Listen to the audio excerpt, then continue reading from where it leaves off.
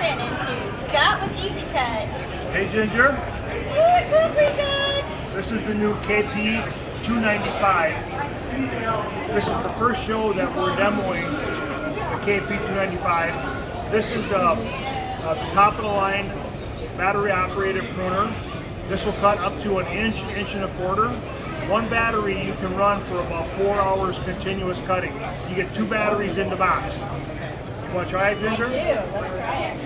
All right, this is about an inch piece.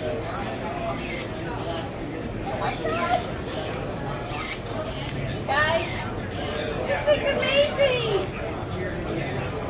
If you don't like that, you don't like ice cream, I agree. I agree. right?